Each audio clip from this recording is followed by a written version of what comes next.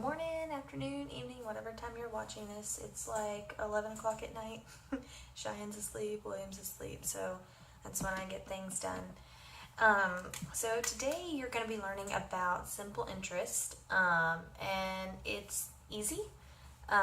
You might want to have a calculator by your side just because it just sometimes it's a little bit difficult.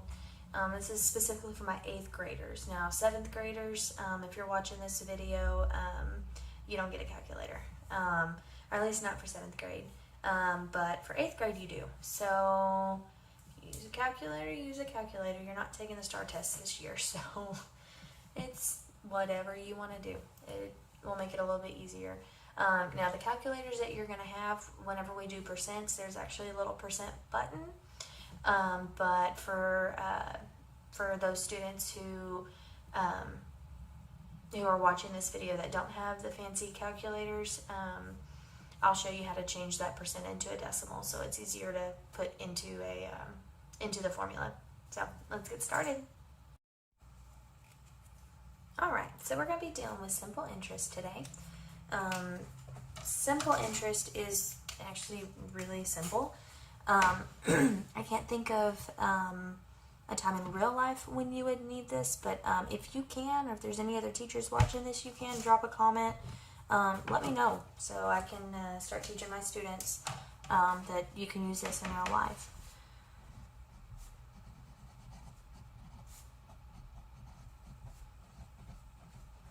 All right, and we're actually going to look at some word problems as well.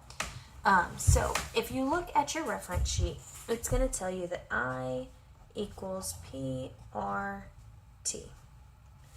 And so when you're doing this, you've got to know you need to know exactly what each one of these stands for. So this I is going to be interest. This P is going to be principal. I think it's PAL, but it might be PLE. I think it's PAL. R is your rate, so that's your percent, but you need to write it as a decimal.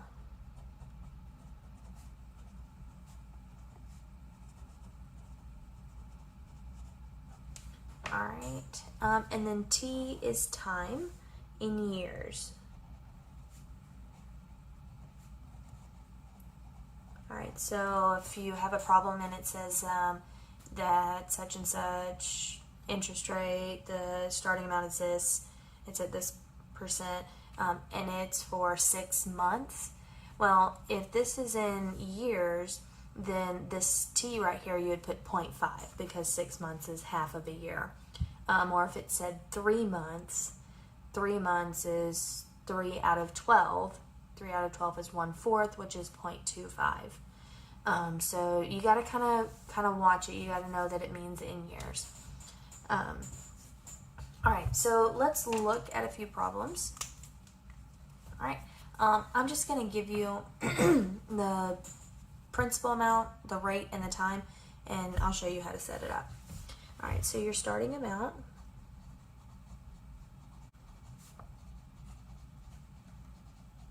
or your principal, we're going to say we're just going to give it an even $500. All right. We're going to do time. We're going to do 2 years. All right, and then your rate, we're going to give you 4%. Okay, so we're going to take these 3 numbers and plug them in. I equals PRT. Well, we don't know the interest amount. That's what we're looking for. So the I stays there. Your P is your principal amount. That's your starting amount. So we're going to put 500 in for P.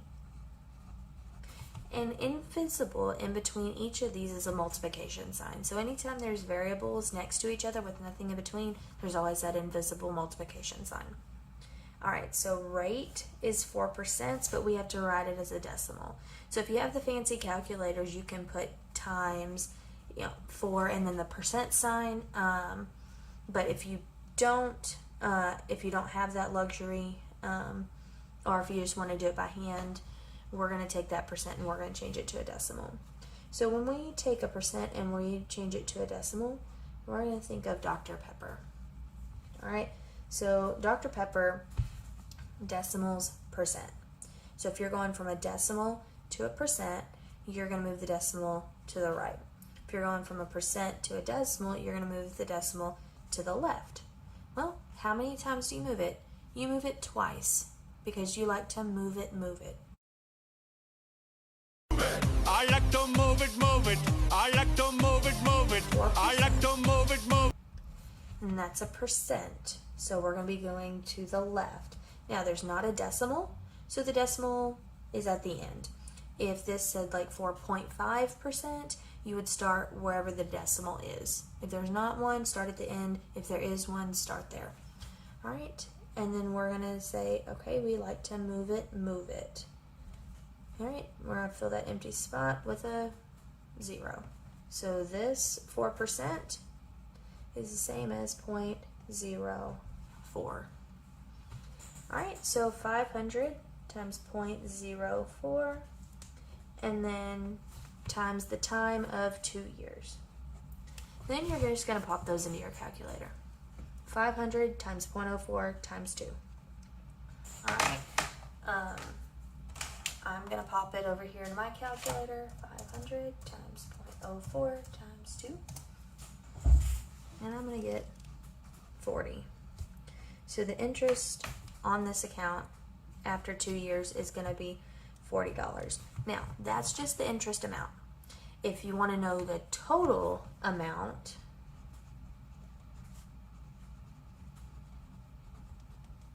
you have to add your principal plus your interest. So your total amount is going to be that $500 you started with plus the $40 in interest. So that's going to be $540. So make sure that when you're doing these problems that you're looking at what it's asking. Is it asking for the amount of interest on the account, or is it asking for the total amount in the account? That's just something you kind of got to think about. All right, let's do another one. Let's example 1. I like simple interest. They're just really easy. All right, so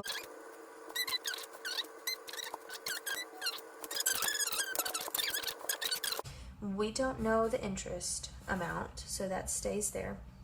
Our principal amount is going to be our starting amount, which is going to be $2,050. All right, multiplied times our rate.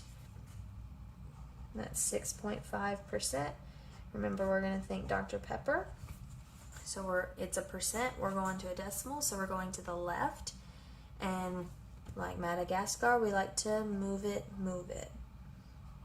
So that 6.5 becomes 0.065. Now you don't leave that decimal there.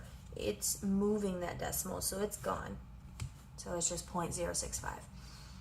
All right, so times 0.065, and then my time was 3 years. So you pop that in the calculator.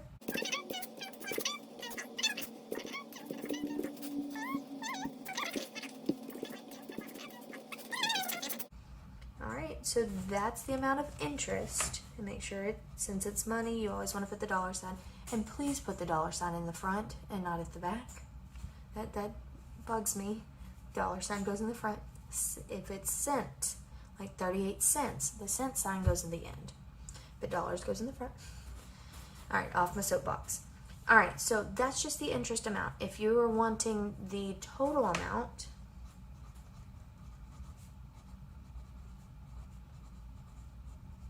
you are going to add that $399.75 plus the 2050. So that's the total amount that's going to be in there. So whether it asks you for the interest amount or it asks you for the the interest amount, or if it asks you for the combined total amount, either way you should be able to do those. All right, let's look at a word problem.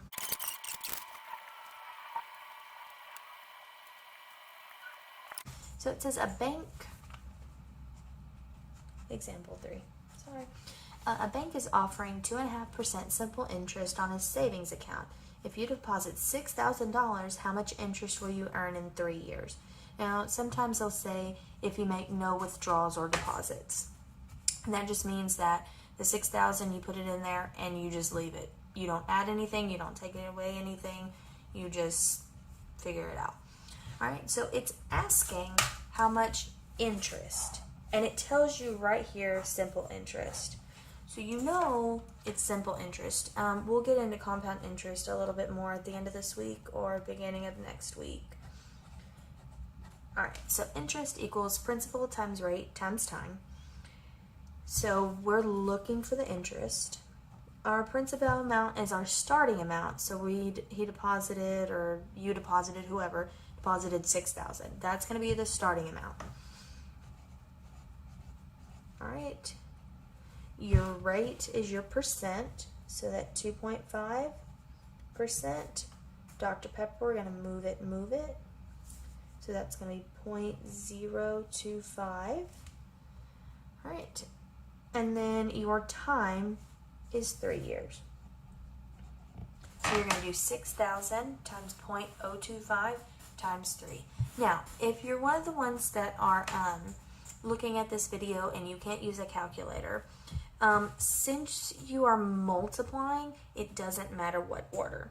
So I tell my students, well, what's 3 times 4? Well, 12. Well, reverse it. What's 4 times 3? That's also 12. If you're multiplying, it doesn't matter the order. So I would take 6,000 times 3. 3 zeros. 3 times 6 is 18. All right, so I'm done with these two. I've got 18,000 times 0.025. Now I don't have to take 6,000 times the number with a decimal in it and then multiply that answer that probably has a decimal in it by 3. I'm taking the two easy whole numbers, multiplying those. That way when I multiply times the 0.025, I'm only dealing with the decimal once. All right, so I'm going to do this one by hand. 18,000 times 0.025. 1, 2, 3. 1, 2, 3.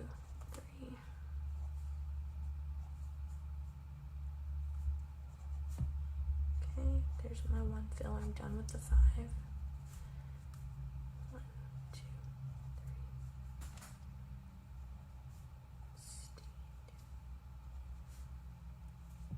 3. Done with the 2. Now, when you're multiplying, if this was anything other than a 0, you would put 2 fillers. And then if there's a fourth number, you do 1, 2, 3 zeros. But since this is a 0, I'm just going to ignore that there. All right, 0, 0, 0, 0. 9 and 6 is 15. All right, and then I've got 1, 2, 3 numbers behind the decimal, so my answer should have 1, 2, 3 numbers behind the decimal. So it looks like 450. I am going to double check that on my calculator. Interest on this account is $450. Now remember, you got to figure out what it's asking. How much interest? Well, that means we don't have to add it to that principal. So our answer is going to be $450. All right, that's all we're going to do for today. Now, that's it for today. I will be doing another one. I don't know if it'll be tomorrow or the next day, but where you'll have, you'll be given the interest and asked to find either the principal, the rate, or the time. And then there's an algebraic way of doing that. I just want you to be able to kind of find those missing variables. And if it's given, rather than take the answer choices and plug them in, I want you to be able to figure it out on your own. But I think that's it for today. If you have any questions, let me know. Leave a comment, send me a message, whatever. And if any of y'all are needing anything, if you're needing anything food-wise, help with bills, whatever, reach out to me, reach out to Miss Bird, Mr. Sanchez, Miss Burnett, any other teacher that you feel comfortable with. We're here for you during this time. All right. I will see you on the flip side.